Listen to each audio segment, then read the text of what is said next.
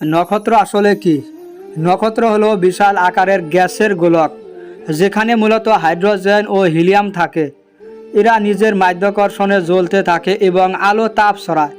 আমরা সূর্যকেও একটি নক্ষত্র হিসেবে দেখি। প্রতিটি নক্ষত্র কোটি কোটি বছর ধরে শক্তি উৎপাদন করে। বিজ্ঞানীরা একে মহাবিশ্বের আলো কারখানা বলে থাকেন। নক্ষত্রর জন্ম কোথা থেকে শুরু হয়? নক্ষত্র জন্ম গ্যাস ও ধূলিকণার বিশাল মেঘ থেকে। এগুলোকে বলা হয় নেবুলা। নেবুলার ভিতরে মাধ্যাকর্ষণ শক্তি গ্যাসকে টেনে ছোট ছোট গুচ্ছে রূপান্তরিত করে। যখন ঘনত্ব ও তাপমাত্রা বাড়ে তখন ফিউশন শুরু হয়। তখনই একটি নতুন নক্ষত্র জন্ম নেয়। নক্ষত্র কিভাবে জ্বলে ওঠে? নক্ষত্রের কেন্দ্রে প্রচণ্ড চাপ ও তাপ থাকে। এই অবস্থায় হাইড্রোজেন থেকে হিলিয়ামে রূপান্তর হয়। এই প্রক্রিয়াকে বলে নিউক্লিয়ার ফিউশন। ফিউশন প্রক্রিয়ায় নক্ষত্রকে কোটি কোটি বছর ধরে আলো দেয়। কোরআনে বলা হয়েছে নক্ষত্র মানুষকে দিক নির্দেশনা দেয়। নক্ষত্রের জীবনের বিভিন্ন ধাপ কি কি? প্রথম ধাপ হলো প্রোটোস্টার। এরপর নক্ষত্র স্থিতিশীল হয়ে মেন সিকোয়েন্স ধাপে প্রবেশ করে। তারপর ধীরে ধীরে জ্বালানি ফুরিয়ে আসে। নক্ষত্র ফুলে গিয়ে রেড জায়ান্ট হয়।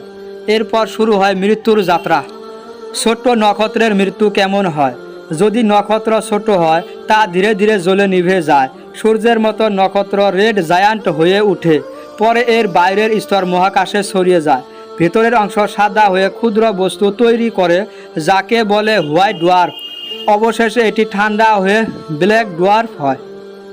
বিশাল নক্ষত্রের মৃত্যু কেমন হয়? বড় নক্ষত্রের মৃত্যু অনেক নাটকীয়। জ্বালানি ফুরিয়ে গেলে এর কেন্দ্র ভেঙে পড়ে। তারপর প্রচণ্ড বিস্ফোরণ ঘটে, যাকে বলে সুপারনোভা। সুপারনোভা মহাবিশ্বের নতুন উপাদান ছড়িয়ে দেয়। এর পরিণতি হতে পারে নিউট্রন, তারা বা ব্ল্যাক হোল। সুপারনোভা কেন গুরুত্বপূর্ণ? সুপারনোভা বিস্ফোরণে কার্বন অক্সিজেনের মতো মৌল তৈরি হয়। আমাদের শরীরে উপাদানও একসময় নক্ষত্রে তৈরি হয়েছিল। তাই বিজ্ঞানীরা বলেন আমরা নক্ষত্রের ধূলিকণা। এছাড়া সুপারনোভা মহাবিশ্বের নতুন তারার জন্মে সহায়তা করে। কোরআনে বলা আছে আল্লাহ সব কিছু জোড়ায় সৃষ্টি করেছেন। ব্ল্যাক হোল কিভাবে তৈরি হয়? যখন বিশাল নক্ষত্র ভেঙে পড়ে তখন ব্ল্যাক হোল জন্ম নেয়। এগুলো এত শক্তিশালী যে আলো পালাতে পারে না। এদের চারপাশে থাকে ইভেন্ট হরাইজন, যা একবার অতিক্রম করলে আর ফেরা যায় না। কোরআনে বলা হয়েছে কিছু নক্ষত্রের আলো নিভে যাবে। নক্ষত্রের মৃত্যু মহাবিশ্বে কি পরিবর্তন আনে? নক্ষত্র মারা গেলে মহাবিশ্ব নতুনভাবে গড়ে ওঠে। ধূলিকণা ও গ্যাস থেকে নতুন নক্ষত্রের জন্ম নেয়। এভাবে মহাবিশ্বের সৃষ্টি ও বিনাশ চলতে থাকে। বিজ্ঞানীরা এটিকে কসমিক সাইকেল বলেন। ইসলামে বলা হয়েছে সব কিছুরই শেষ আছে। ইসলাম নক্ষত্রের মৃত্যু সম্পর্কে কি বলে? কিয়ামতের দিন সূর্য নিভে যাবে, তারা মুছে যাবে এবং আকাশ ভেঙে পড়বে। এটি কোরআনে স্পষ্টভাবে বলা আছে। বিজ্ঞানও বলছে একদিন সূর্যের জ্বালানি ফুরাবে। তাহলে কোরআনের ভবিষ্যদ্বাণী সত্যি প্রমাণিত হচ্ছে।